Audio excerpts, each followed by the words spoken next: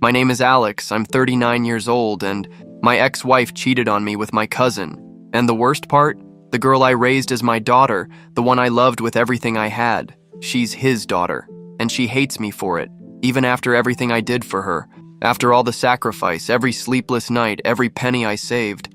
I was her father for 15 years.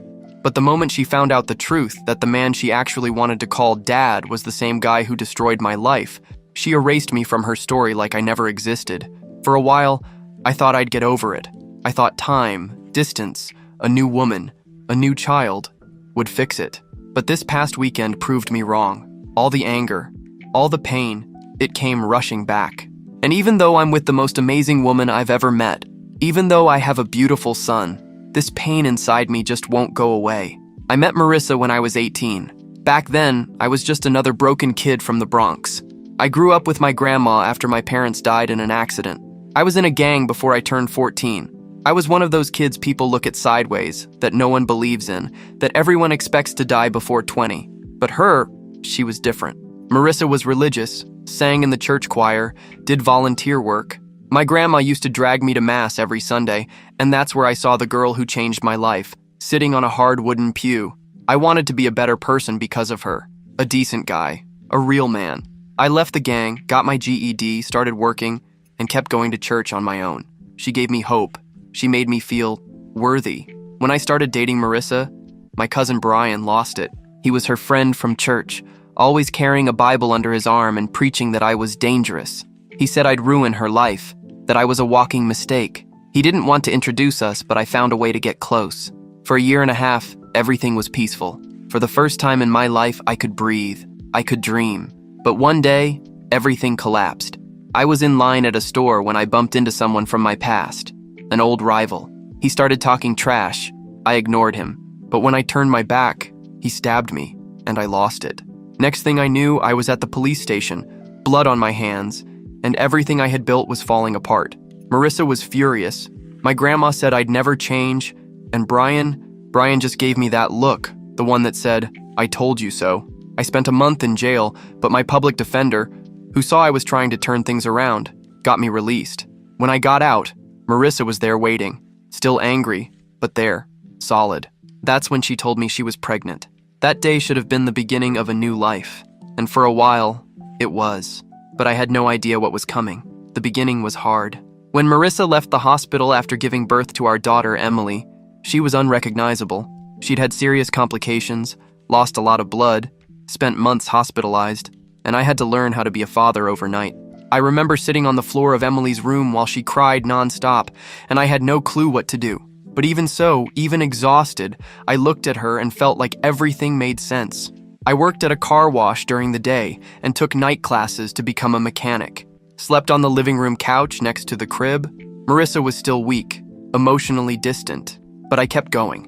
I told myself that once things settled down, we'd finally be happy. And for a while, we were. When Emily turned 2, I had a steady job at a garage and started saving money. Marissa had recovered, and we managed to rent a decent apartment in Jersey. Every weekend was sacred. We made pancakes on Saturday mornings and went to the park. Emily loved running among the ducks, laughing, and Marissa took pictures like that was her whole world. But it was never enough for my grandma. Every time she saw me, she said things like, "Don't trust that woman too much," or "She's got a look in her eye I don't like." I used to think it was just old grudges talking. But now I wonder if she saw something I didn't. And then there was Brian. Always around, always smiling, always ready to help. He said he was just supporting a fellow church member, wanted to be a good godfather to Emily. I believed him. I wanted to believe him. He was my cousin, for crying out loud. We grew up together, shared a room at Grandma's house. I used to fight off kids who bullied him at school. I never imagined he could. Emily grew up fast, smart, sweet, but when she turned 11, she started changing. She got distant, irritable. Every time I tried to talk, she'd lock herself in her room. I figured it was just early adolescence. Marissa said the same. "She's just a girl, Alex. Give it time." But what hurt the most was the lack of recent photos with her. I loved capturing our moments, but it had been years since I got a single picture of her smiling with me. Things started feeling off after she turned 13. On her birthday, I asked to take a picture together like we did every year. She looked at me like I was a stranger, and I smiled, pretended it didn't hurt. Deep down, I felt like I was losing my daughter, but I couldn't understand why. I even thought maybe I was the problem. Maybe I wasn't a good father. Maybe she was ashamed of me. One day, I even went to Brian, yes, Brian, and opened up to him. Told him about my insecurities, how much it hurt to see my daughter treat me so coldly. He listened silently, then put a hand on my shoulder and said, "Sometimes, Alex, you just have to let go. Just trust she'll come back." At the time, it sounded like spiritual advice. Today, it feels like a warning. I tried everything. Made her breakfast in bed, left notes in her pencil case, planned a Christmas surprise with all her favorite things. She'd thank me with a nod, but never with her eyes. That spark she had when she was little was gone. And no matter what I did, nothing brought my daughter back. When she turned 15, I decided to do something special. I planned a quinceañera at the best venue I could afford, hired a DJ, a catering service, had her dream dress custom made, and I had a surprise planned, a video montage of our photos, from her birth until now. I spent weeks trying to recover old images from a broken tablet she used as a kid. I took it in for repair, spent almost $300 without hesitation, all just to get a few pictures. When the technician gave it back to me, I almost cried with relief. I knew the password, but I'd never snooped. I just wanted those old memories, but when I opened the gallery, my world started falling apart. Among the photos, I found recent messages, conversations between Emily and Marissa. She said she didn't want to do the father-daughter dance with me, that it felt gross to pose next to me. I swallowed hard, but I kept reading, and then came the dagger. Emily wrote in plain words that it made no sense to dance with a man who wasn't her father. She said she couldn't wait to turn 18, move out, and live with her real dad. And then she named him Brian. My world froze. My hands started trembling. I was still holding the tablet, standing in that repair shop, my heart racing, my mouth dry, nausea rising like my body wanted to reject everything I'd just read. I walked out without saying a word, got in the car, sat there for minutes, staring into nothing, trying to understand if this was real. Brian, my cousin, the man who baptized my daughter, who sat next to me every Sunday at church, who prayed with me when I felt like I was failing as a father, him? I drove home still in shock. Marissa met me in the kitchen and smiled, asking if the tablet was fixed. I didn't answer, just nodded and went upstairs, saying I was tired. She didn't notice, or pretended not to. That night, I lay next to the woman I'd loved for nearly 2 decades, staring at the ceiling, my eyes burning, my chest tight, and my soul shattered. The next morning, I couldn't fake it anymore. I told her I needed to focus on work, that I was stressed about Emily's party and would be at the shop all day. But instead of going there, I drove into Manhattan. I went looking for the only man who had helped me when no one else believed in me. My old public defender, Matthew. These days, he has a fancy office far from the alleys where he started, but when he saw me walk in, he stood up immediately. "Alex," he said, barely believing. "My God, it's been so long." We sat down. I pulled the tablet from my backpack, handed it to him, and said, "I need your help, but not to stay out of jail this time.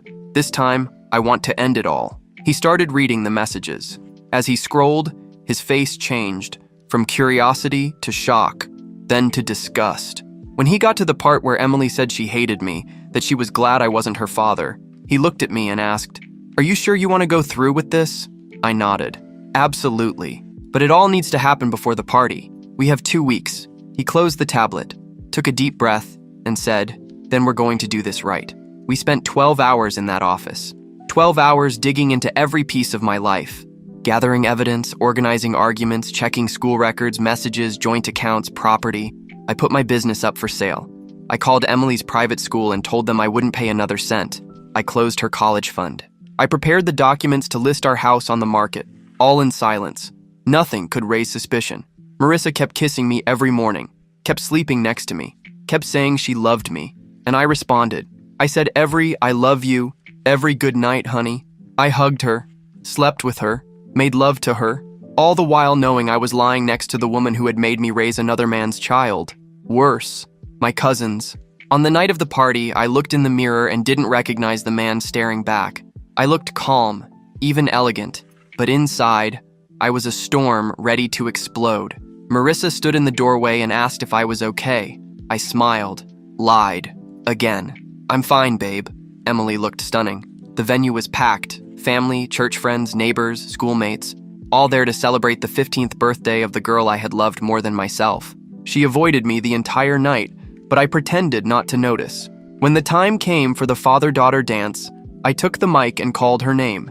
She hesitated, clearly uncomfortable, but walked to the center of the dance floor. The music started. It was the one she had picked years ago. I gently took her hand and we began to dance. She smiled faintly, just enough to keep up appearances. And I looked into her eyes and thought, "You'll never understand how much I loved you." That's when the video started. The old photos, us smiling, her in my arms, learning to ride a bike, Christmas nights, birthdays, vacations. I saw people getting emotional. Marissa with tears in her eyes, Emily looking away, and then came the screenshots, the messages, the conversation with Marissa, the conversation with Brian, the harsh words, the betrayals, the confirmation that Brian was the biological father, the hatred Emily poured out about me. The giant screen left no one untouched. The hall went silent. All I saw were shocked faces, hands covering mouths, phones raised to record. Marissa ran toward me, tried to grab my arm. "I can explain," she shouted, panicked. I pulled away, took the microphone and said, my voice steady, cracked with pain, "The divorce has already been filed. You can explain everything in court." Emily just stared at me, frozen, expressionless. And then I looked her in the eye and said, loud enough for everyone to hear, "I gave my life to give you the world. And now, you don't deserve even a piece of it." That night, I left alone. I drove aimlessly for over an hour before pulling into a cheap motel on the edge of Newark. I sat on the bed, still in my suit, my head spinning and my eyes burning. The look on Emily's face, cold, still, not an ounce of regret, stuck in my mind like a splinter in bone. And Marissa's face. She seemed more worried about the scandal than about what she had done to me. The next day, I got the first call from Brian. I didn't answer. Then came the texts. "We never meant to hurt you. It wasn't supposed to be this way. You were more like a brother than a cousin. Hypocrite. Bastard." I wanted to punch every word right back into his mouth. 3 days later, I got the letter from her lawyer. She wanted full custody of Emily, claimed I was emotionally unstable, that I had publicly humiliated her daughter, that I had psychologically collapsed. And the worst part? They used the party video as evidence. They flipped the entire situation. Every humiliation I endured was now being used against me. Her lawyer said my reaction was disproportionate, that Emily suffered severe psychological damage. She herself gave a statement saying she had always known Alex wasn't her biological father, and that she lived in fear of his explosive reactions. Explosive? I never even raised my voice at her, never laid a hand on her. But now, in the eyes of the law, I was the problem. I was removed from the house. My belongings stayed there for weeks while Marissa rearranged everything with Brian. Yes, he moved into the house I bought, the house where Emily took her first steps, where we strung up Christmas lights together. Now it was theirs. I started receiving photos on my phone from unknown numbers, them together on the couch, her hugging him. A dinner of the three of them at the restaurant where I first proposed to Marissa. And the worst, a selfie of Emily with the caption, "Finally with my real dad." I went back to Matthew. He listened in silence and then said plainly, "You can fight this, Alex, but it'll be dirty, long, and she has emotional custody. You're right, but the system doesn't care about that." I slammed my hand on the table. "She lied to me for 15 years, Matt. 15. I poured my soul into raising that girl. And now I'm the villain?" I moved into a tiny room above a pizza place in Hoboken. Woke up every day to the smell of grease and smoke and the sharp memory that my daughter hated me. At first, I still texted her, "Emily, I love you. I'm sorry if I failed you. You'll always be my girl." No replies. A week later, she blocked my number. I started having anxiety attacks, shaking in the middle of work. One time I had to leave during an oil change because I suddenly vomited. Couldn't eat properly, slept barely at all.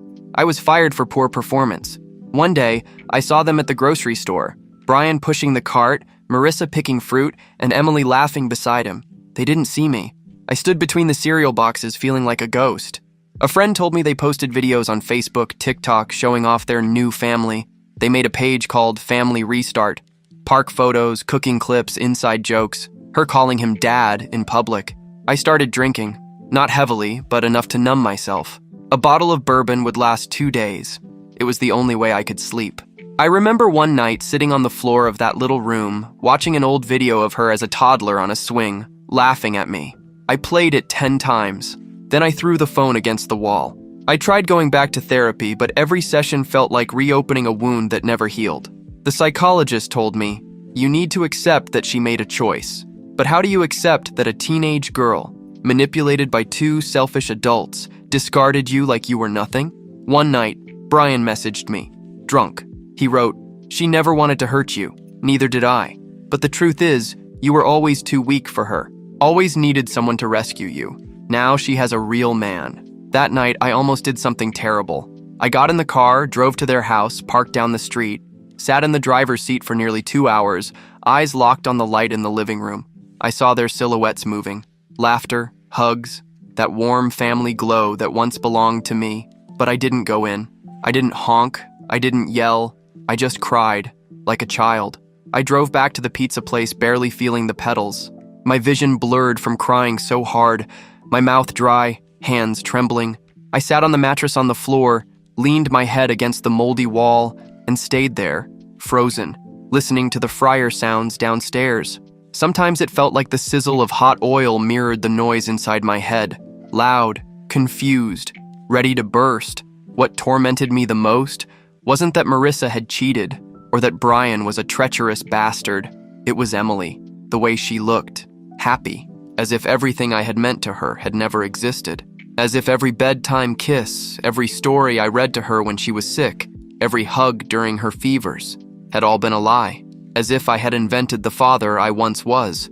One day I found the box with her drawings. I had kept everything in a folder in the back of the closet. Father's Day notes, shaky heart-shaped letters, a drawing where she made us as superheroes. On the paper she'd written, "My daddy is stronger than everyone." I fell to my knees, tore half of those papers. The other half, I just couldn't. I started having nightmares. I'd dream I was looking for her in a crowd, and every time I found her, she'd turn her face and say, "You're not my dad." I'd wake up gasping, drenched in sweat, feeling a growing emptiness inside me that wouldn't go away. Still, I tried to pull myself together, picked up side gigs at a friend's garage, handed out flyers, worked at a tire shop for 2 weeks. But I couldn't stick to anything. I heard rumors that Marissa had been telling people I was unbalanced, that I had snapped at the party, that I was making up stories to justify being gone. Then the online attacks started. Anonymous Instagram accounts began commenting on my old photos. "Terrible dad. You traumatized her. She never wanted you." One profile used my picture with the caption, "This is the man who humiliated his own daughter in public." I reported it, blocked them, tried to erase it all, but the shame had already spread. Friends stopped talking to me. Relatives removed me from group chats. People I'd helped in the past pretended not to know me anymore. One day, I sat down with my grandma, the only one who still looked me in the eyes, and broke down. She held my hand tight, looked at me and said, "I warned you. That woman never loved you the way you loved her." I replied, "But Emily, she loved me, Grandma. She was my daughter." And my grandma, with the firmest voice I'd ever heard from her, said, "She still is, even if the whole world says she's not. But how do you believe that when not even she believes it?" 2 months after the party, I got a letter. It was from her school, an invitation to her high school graduation ceremony. I didn't know if it was a joke, a mistake, or pity. I stared at that envelope for hours, thought about throwing it away, thought about showing up full of courage, thought about going just to show that I hadn't disappeared, that I was still someone. But what I did was worse. I went and stayed outside. Leaning against a lamppost, wearing a cap and sunglasses, I watched the guests go in. I saw her in a light blue dress, beautiful, smiling next to Brian and Marissa. They were taking pictures with her like they were the perfect couple. Brian had his hand on her shoulder, and she leaned to hug him at the waist. I stayed there until the end. I saw her throw her graduation cap in the air. I saw the class cheer, and I saw her run into his arms. I couldn't move. I just stood there, crying silently. Update. Last night, something happened that destroyed what little I had left. I had been trying to stay sober for 2 weeks. 2 cups of coffee a day, long walks along the pier at night, sessions with a new therapist, someone who didn't know my past. I was hanging on to any sign of solid ground. I still woke up sometimes with Emily's voice in my head, still shook when I remembered the messages, but at least I was breathing. Until last night. I got an unknown call around 11 p.m., thought it was spam and almost ignored it, but something made me answer. On the other end, a low, nervous voice. It's Kayla, Emily's best friend. We went to school together. I thought you should know this." I sat up instantly. My heart was already pounding. Did something happen to her? No, I mean, it depends on what you think something is. Look, I'm not close to you, but I remember the way you looked at her during events, the way you talked about her, how you took care of her. So I thought, well, you deserve to know. Silence. I asked, please just tell me. She took a deep breath and said, Emily, she started a podcast. I didn't understand at first. A podcast? About what? About her life, about growing up without a dad, about being raised by a strong mom and a stepdad who became her hero. She's telling everything like you never existed. And it's growing, Alex. People are listening, sharing, quoting. My stomach dropped. Kayla continued. She talks about you, not by name, but she says her mom had to endure a marriage with a controlling, emotionally unstable man who tried to act like a father, but was toxic and oppressive. She paused for a second, then whispered, she says her stepdad saved her. I hung up without saying a word. My hand was sweating, my legs shaking. I opened my laptop, logged into Spotify, and there it was, Broken Roots by Emily Ray. The cover showed her looking into the horizon, a soft melody in the background, and the description, my story, my healing, my truth. I hit play. Her voice cut through me like a blade, slightly more mature, more confident. The same voice that used to call me for water at night, that used to shout, Daddy, when she saw me at the school gate. When I was little, I thought life was like the movies, but growing up with an emotionally absent father and a mom doing her best to hold it together, it changes you.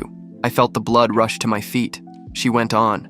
For years, I was manipulated, made to believe that man was a hero, but deep down, I always knew he was just there for control. I slammed the laptop shut so hard I almost cracked the screen. I stood in the middle of the room, fists clenched, trying to figure out if this was a nightmare or some cruel joke. But it was real. It was public. She had erased me from existence. And worse, turned my pain into entertainment. I opened her Instagram.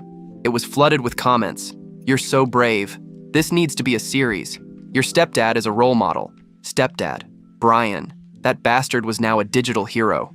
A picture-perfect father. And me? A monster made up to support my own daughter's new narrative. I got up, threw on a hoodie, and walked out into the street. I hadn't even realized it was raining. My feet splashed through puddles, but I kept walking.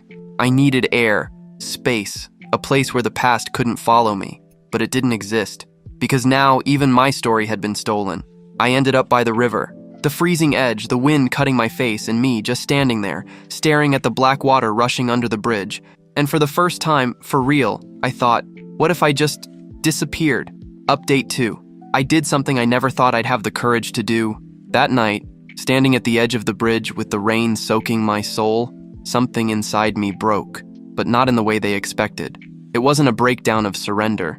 It was a break of silence.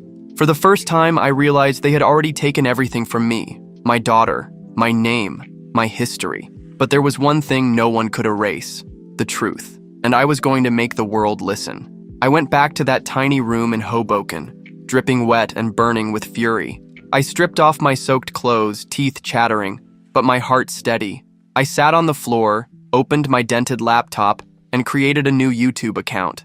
I used my real name, no nicknames, no stylized photo, just Alex Sanders, the truth no one wanted to hear. I spent the whole night writing a script, not like Emily's polished podcasts, but in my voice, raw, direct, emotional. I gathered all the old videos I still had of her, her first steps, her calling me Daddy, the day we won the science fair together, her reading a birthday letter at 7 that said, "You're the best dad in the world no matter what anyone says."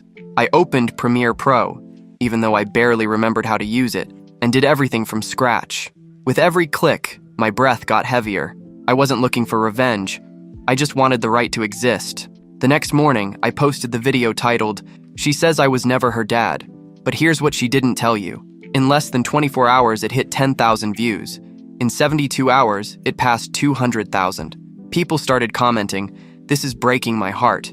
I recognize that look. That's the look of a dad who loved with everything. She used his pain to build her fame. The video went viral on Reddit, got picked up by a divorced dads forum, ended up in alienated parents support groups. A week later, an independent journalist contacted me. He wanted to tell my side in more depth. We set up an interview. I told everything. The marriage, the DNA, the party, the messages, the podcast. The article was published with the title, "He Raised His Wife's Daughter for 15 Years. Now she says he was the villain." The reaction exploded. Radio shows invited me. A local TV channel interviewed me. And most surprisingly, more stories like mine started to emerge. Men who had been erased from the lives of their children. Men who had never been given the chance to share what they lived. The movement gained traction. Hashtags like Shrine Forgotten Fathers and My Truth Too started trending with my name. And then, something unexpected happened.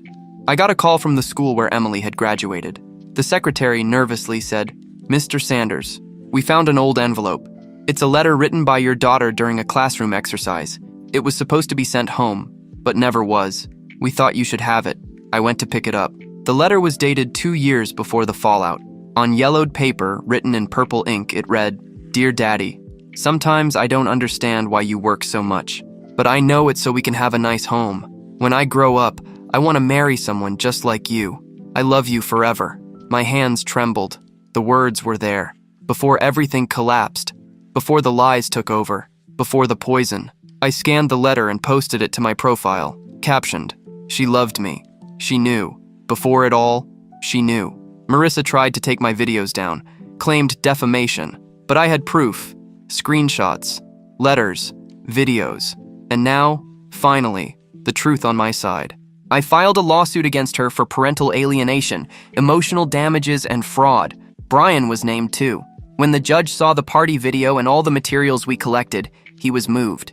He didn't rule immediately. The process would be long, but for the first time, someone looked me in the eye in a courtroom and said, "I see you, and I see that you were a father." Outside the courthouse, a woman stopped me on the sidewalk, crying. She said, "My daughter cut me out of her life too, but your story gave me the strength to try again." I didn't know where any of this would lead, whether Emily would ever reach out again, whether the world would truly understand. But for the first time in a long time, I wasn't a ghost anymore. I was a voice. The public turning point was just the beginning. After the video blew up, I started receiving messages from people who knew Marissa and Brian from back in the day. Former classmates, old co-workers, even an ex-girlfriend of his. People who said things like, "I always had a bad feeling about that guy. She was always good at twisting the story." One of them sent me something that shook me to my core. An old email Marissa had sent a friend during our marriage. The subject line read, "Plan B in case Alex ever leaves me." It was a list of legal strategies to keep sole custody of Emily, despite me not being her biological father. And in bold font, one sentence stood out. "He's emotionally unstable. If I document it carefully, I win easily." The email was dated 3 years before our separation. It shattered me, but it also armed me. I printed it, scanned it, and sent it straight to my lawyer. He nearly fell out of his chair. We added it to the case. The toxic dad narrative began to crack. In the meantime, I kept posting videos, not for revenge, but because I realized it had become something bigger. I started bringing in experts, psychologists, attorneys, family counselors, to talk about parental alienation, how non-biological fathers have less legal protection, and how genuine love can still be wiped away. The response was massive. Parents who had stayed silent for years reached out. Some became my friends. I wasn't alone anymore. For the first time, I felt like I had a community that saw me, but nothing prepared me for what happened in the 3rd week of September. I got a notification on Instagram. "Emily Ray mentioned you." My heart stopped. I opened the post. She had written a public letter, calm in tone, almost cold. Yes, he raised me. Yes, there were good moments, but there was pain too. I needed to tell my version. I never imagined it would open so many wounds. I'm not ready for a reunion, but I admit that maybe I didn't tell the whole story fairly. I need time, and so does he. The words echoed in my head for hours. I read and reread them until I practically memorized them. It wasn't an apology, it wasn't a retraction, but it also wasn't complete denial anymore. It was a crack, a fissure, a possible first step. I didn't respond publicly. I didn't react. I just let it sit, like a seed planted in dry ground. Maybe it would grow, maybe it wouldn't, but it reminded me that hope still existed. Barely, but real. That same week, the court approved our first formal hearing. Marissa's attorney tried to block it, arguing it was all freedom of expression and that the daughter was legally an adult. But my lawyer countered with every piece of evidence we had, including the email. The judge didn't dismiss a single thing. He looked Marissa in the eye and said, "If this is true, We're facing one of the clearest cases of emotional erasure I've ever seen. Marissa didn't say a word, didn't even make eye contact. Brian kept his head down the entire time. The case was forwarded for deeper investigation. A court-appointed expert would be assigned to interview all involved parties, including Emily, if she agreed. Outside the courthouse, I saw a young man waiting near the parking lot. I didn't recognize him at first. He approached and said, "You probably don't remember me. I was in school with Emily. My name's Josh. I just wanted to thank you." I blinked. "Thank me for what?" He smiled and said, "Your story made me reach out to my own dad. We hadn't spoken in 6 years. I always thought he was the villain, until I heard his side. Your courage became the bridge I needed." I held back tears, gave him a hug, tight. The next morning, I woke up to a box outside my apartment door. No return address, just a sticker with Emily's handwriting. "I thought maybe you'd want these back." Hands trembling, I opened it. Inside were the drawings, the same ones I thought I had ripped apart. They had been taped back together, some on fresh sheets of paper, carefully reassembled. On top, a note. "I still don't know what's true, but I know that I loved you once." Today, I walk a little lighter. Not because everything is resolved, but because I've finally stopped carrying the weight of a story that was never mine to begin with. Emily still hasn't come back. Maybe she never will. But I know now that the truth reached her, even if it was just a whisper. I no longer need to prove who I was. I know the father I was. And now, the world knows too. I keep living, one day at a time, with the memories that remain and with a peace that, for so long, seemed impossible. My only regret was not doing it sooner.